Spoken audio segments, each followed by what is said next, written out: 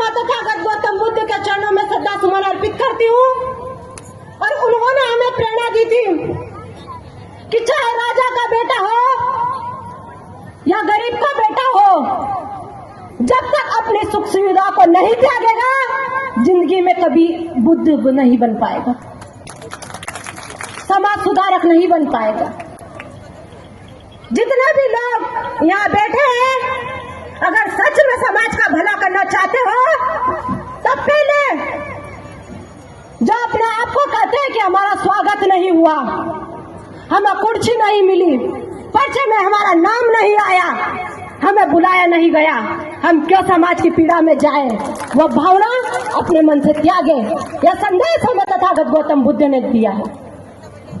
मैं याद करती हूँ, इस पूरे देश में पाखंडवाद का पूरी तरीके से विरोध करके समरसता की भावना पैदा करने वाले संत रविदास जी, संत कबीरदास जी और इस देश में शिक्षा की ज्योत जलाने वाले महात्मा ज्योतिबा फूले, और साथ ही साथ हमें यह बात सिखाने वाले कि अगर समाज को सुधारना है तो इस समाज के दो पहिए हैं, एक महिला और पुरुष। अकेला पुरुष इस समाज का भला कभी भी नहीं कर सकता। और मैं चाहती हूँ कि मुझे लगता है यहाँ पुरुषों की संख्या ज्यादा है, लेकिन लगता है अधिकतर पुरुष का विवाह नहीं हुआ, इसलिए महिलाएं साथ नहीं दी। महात्मा ज्योतिबा फूले ने अगर समाज सुधार किया तो पहले माता सावित्रीबाई फूले को शिक्षित किया था, जिन्होंने हमारे देश में शिक्षा की अलग जगाई थी। और उन्हीं का परिणाम है कि बबीता चौहान आज शिक्षित बेटी आपके सामने दहाड़ रही है। मैं याद करती हूँ,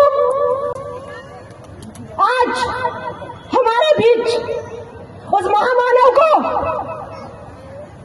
जिसने इस दोगले समाज के कारण, इस निठल्ले समाज के कारण, बुरा मत मानना समाज ऐसा ही है।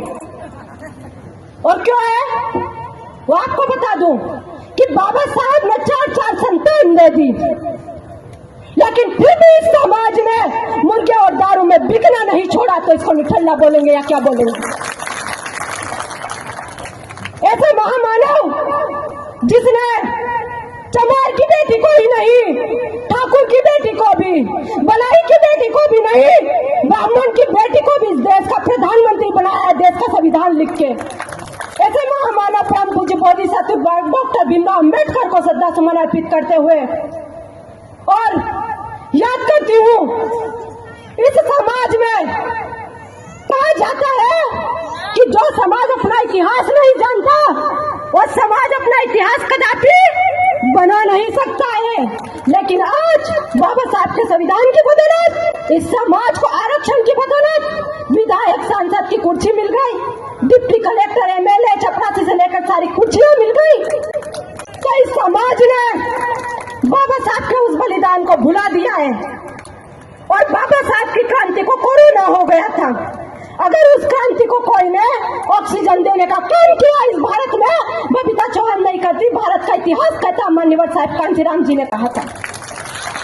उन्होंने बाबा साहब की क्रांति को पुनः भारत में जीवित किया, तब जाके इस शोषित वंचित समाज में राजनीतिक चेतना जन्म हुई, तभी जाके आज सत्ता दल हो या विपक्षी दल हो, हमारे लोगों को पूछता, आइए बैठिए, हम बाबा साहब के संरक्षक हैं, आइए बैठिए, हम भी आपके हितैषी है। याद करो वो दिन, आपके ही दादाजी को, मैं खुद कहती हूँ मेरे दादाजी को इसी भारत में, आजाद भारत में ओटली पे बैठने का अधिकार नहीं था पटेल बाकी, तो आप लोग को तो और ज्यादा याद होगा।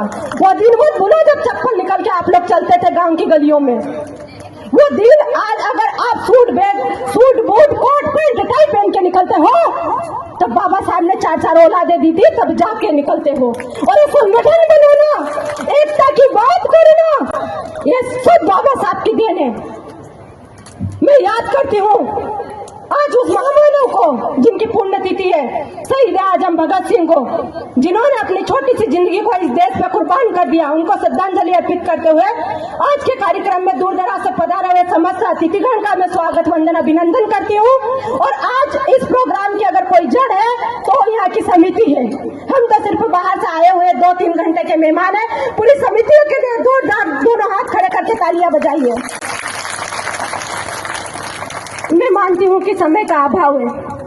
एक और मेरे समाज के जितने भी वक्तागण यहाँ पे अभी आए, उन्होंने सबने बोला कि हमारे समाज का भविष्य युवा पीढ़ी में है और इस बिंदुओं में भी लिखा है।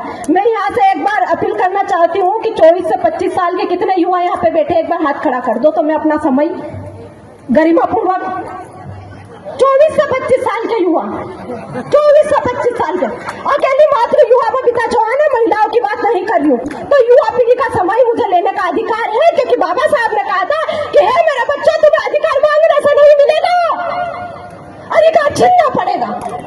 और बाद में मैं कोई ऐसी वैसी बोलने वाली नहीं हूँ कि जो सिर्फ भाषणों में रहेगी, और बात बोलने वाली हूँ जो समाज के ध्यानपूर्वक देने की बात है, जो समाज को सच में उन्नति के मार्ग पे ले जाएगी। अब मैं बात बताना चाहती हूँ आपको कि हमें किसी से लड़ने की आवश्यकता नहीं है, हथियार से लड़ने की आवश्यकता नहीं है। पुनः पेक्ट समझौता होता है और वहां पे इस देश में पहले राजा रानी के पेट से पैदा होता था। आज आपको भी पता है कि राजा कहां से पैदा होता है। पुनः पेक्ट समझौते में बाबा साहब और गांधी जी के बीच में बहस होती है, क्योंकि मत की बात है और समाज को मत देना तो सबसे बड़ा अधिकार है कि हम मत किस व्यक्ति को दे, तभी तो समाज आगे जाएगा। तो उस समझौते में कहा जाता है, गांधी जी कहते हैं कि जिसके पास 10 एकड़ जमीन हो, जो 10वीं पास हो, उस टाइम पे सोचो, आज नहीं, आज तो आजादी का 75वां अमृत उत्सव मना लिया है। 10 बीघा जमीन हो, 10वीं पास हो, जो सरकार को इनकम टैक्स देता हो, उस व्यक्ति को इस देश में वोट डालने का अधिकार है। तब बाबा साहब